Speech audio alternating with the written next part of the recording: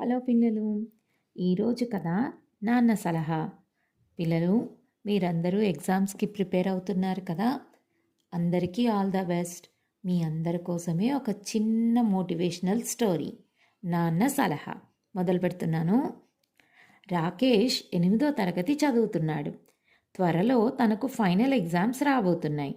కానీ ఎంత చదివినా ఒక్కోసారి సరిగ్గా గుర్తుండటం లేదు. దాంతో కాస్త భయంలో పడిపోయాడు. రోజు రోజుకు తనలో టెన్షన్ పెరిగిపోతుంది. అసలు చదవడం ఎక్కడి నుంచి మొదలు పెట్టాలో అర్థం కావటం లేదు.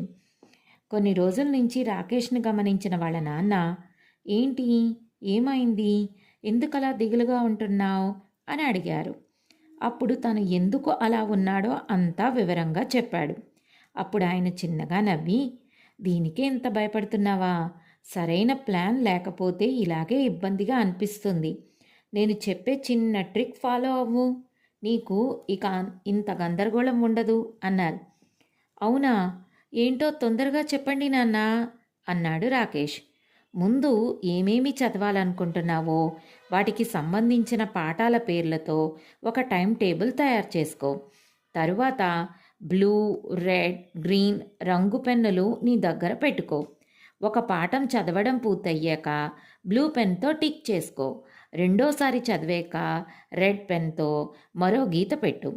చూడకుండా ఓసారి మోడల్ పేపర్ రాశాక గ్రీన్ పెన్తో మళ్ళీ టిక్ చేసుకో. అంతే. ఆ కాగితం మీద టిక్స్ పెడుతున్న ప్రతిసారి నీలో భయం ఎగిరిపోయి నేను ఎగ్జామ్కి రెడీ అనే ధైర్యం వస్తుంది. ఇది నమ్మాలనిపించకపోతే ఒకసారి ప్రయత్నించి చూడు, నీకే అర్థమవుతుంది అన్నారు నాన్న. ఆయన సలహాని పాటించడం మొదలుపెట్టాడు రాకేష్.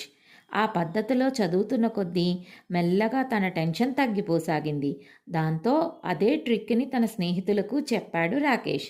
ఎలాంటి ఇబ్బంది లేకుండా ప్రశాంతంగా పరీక్షలు పూర్తి చేసుకున్నాడు.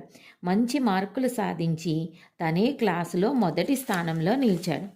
చూశారు కదా పిల్లలు, మనిషి జీవితంలో ఎగ్జామ్స్, చదువు ఇవన్నీ చాలా ఇంపార్టెంట్, నేను కూడా ఒప్పుకుంటాను. కానీ దానితో పాటు మీ జీవితం అన్నిటికంటే చాలా ముఖ్యమైనది. ఎగ్జామ్స్ కూడా ముఖ్యమే, కానీ ఎగ్జామ్స్ కంటే కూడా జీవితం చాలా ముఖ్యమైనది. పరీక్ష అనేది మీ సామర్థ్యాన్ని కొలిచే సాధనం మాత్రమే, అదే మీ జీవితం కాదని గుర్తుంచుకోండి. All the best.